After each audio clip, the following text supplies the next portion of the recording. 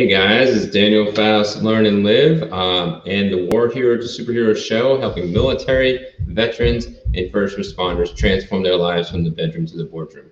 We are now in the living room and we finally made it to December. So our topic is about holiday struggle. We made it to December and the Christmas season's upon us. It is December 8th. We have roughly 17 days. Hopefully you're doing all your Amazon, UPS shopping because there's going to be billions of dollars to be spent and everything else.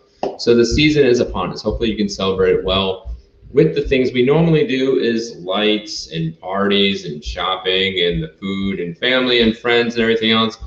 But the holiday struggles are here. You know, typically we get overbooked on our calendars, we get overspent on our budgets, and we get overwhelmed in general.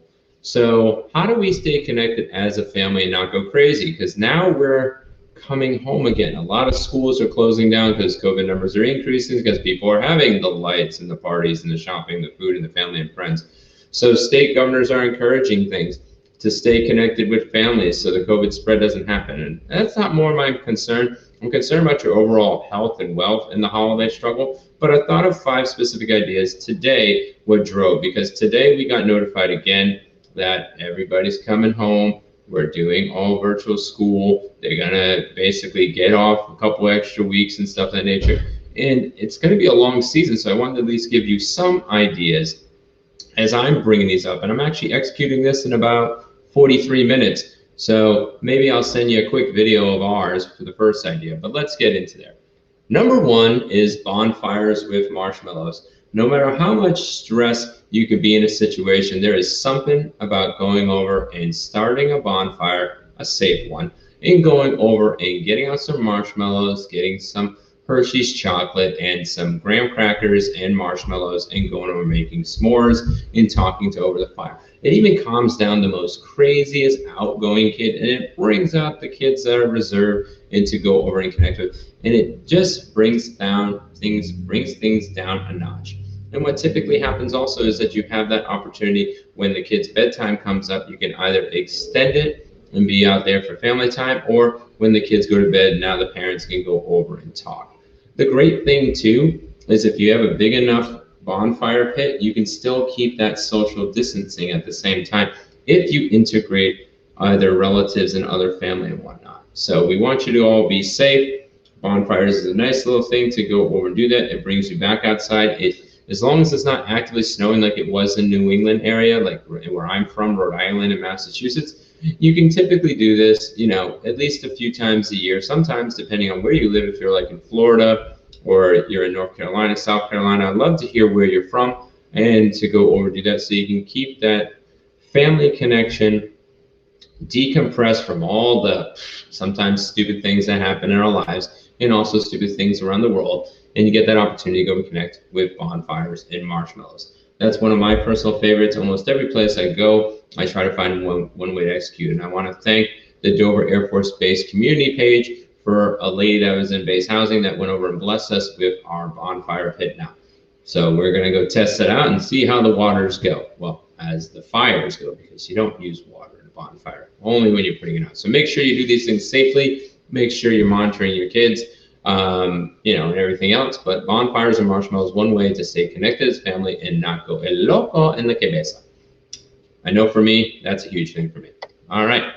Number 2 is planned family nights. I know it can be hard to go over and to do this. We are still trying to implement this. We've been doing it for a long time, but planned family nights compared to impromptu. I know a lot of family time, you're trying to go substitute what the kids are going over and doing and everything else. But planned family nights are actually a lot better because the kids can be in anticipation for it. It teaches them how to manage a schedule. It teaches them that there's the special time compared to every single time.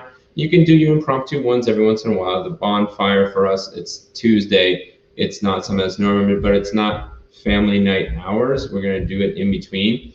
So they will do that time and then it will be getting ready for bed. But planned family nights, maybe it's a special movie. Maybe you're going to go download HBO Max and go watch the new Wonder Woman 1984. I plan to do that around Christmas Day. You know, maybe it's going over and renting yourself a movie theater, which is an option you can go over and do in a planned family night.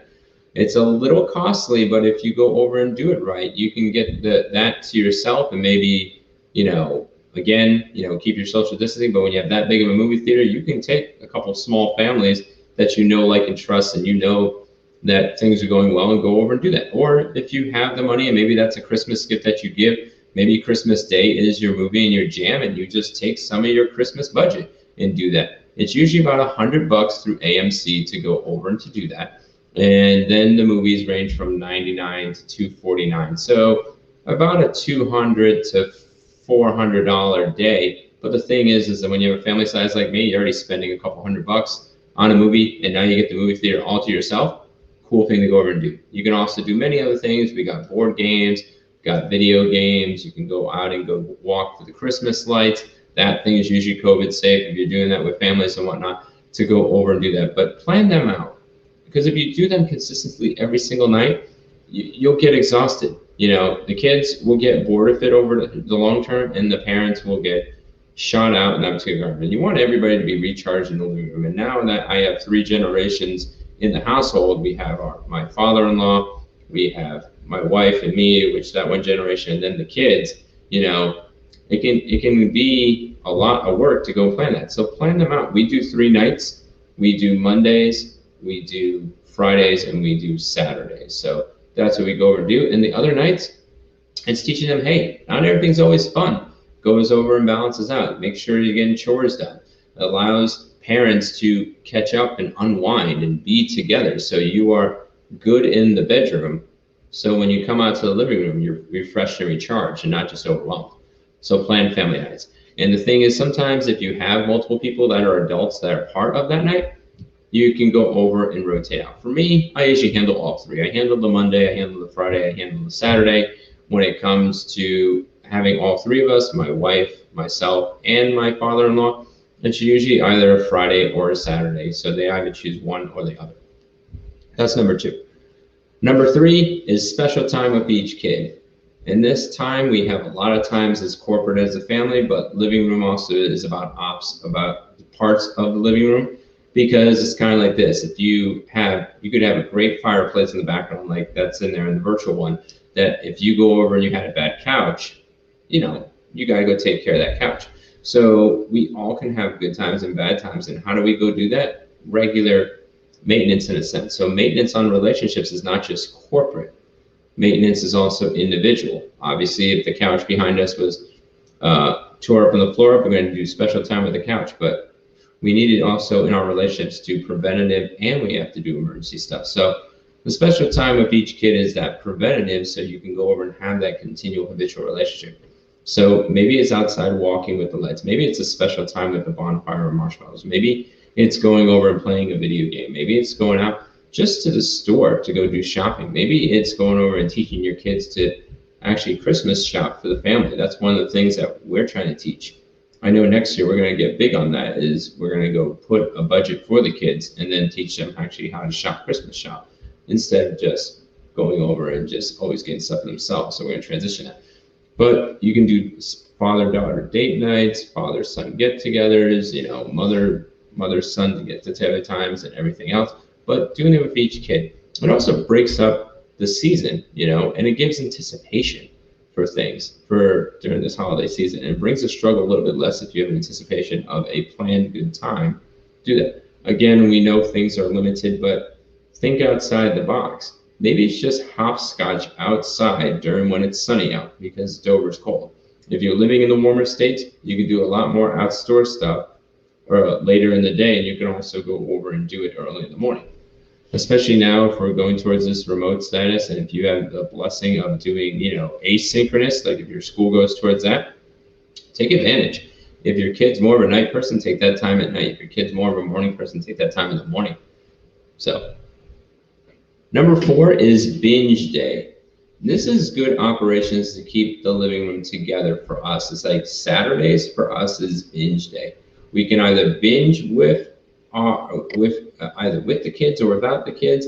The kids that get along together can either hang out, or maybe it's other kids doing something else. But we leave it a free day in that particular regard. You need that downtime as a living room ops for the entire family. just to go over, and if they need to be by themselves, read, stream, go outside, work out, run, bike ride, those types of things.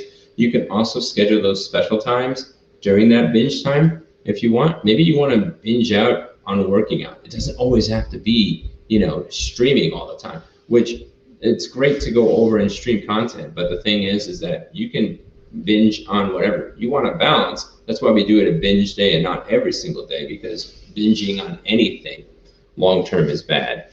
So it's funny that a bad word became a good word in the past 5 or 10 years. Oh, binge out. That's how they advertise, So take that advantage just to take that favorite thing, take that favorite activity, take that favorite time, and go over and recharge and relax. Maybe it's individual for you and your kids and everything else. For us, it's more individual. Me and my wife usually get a date day during that time, or a date couple hours, get out, hit Hobby Lobby. That's her quote unquote binge. For me, it's going over and going on virtual reality. So if you are a virtual reality player, I'd love to go over and meet you. That's the thing. We also do big screen VR. Only do the max of 2-hour videos. If you got any suggestions for headsets for the Oculus One, that'd be great, because that thing's tight. But anyway, so choose what you're going to go over and do individually or corporately, but have that time just to call it a relaxed day, whatever you want to call it.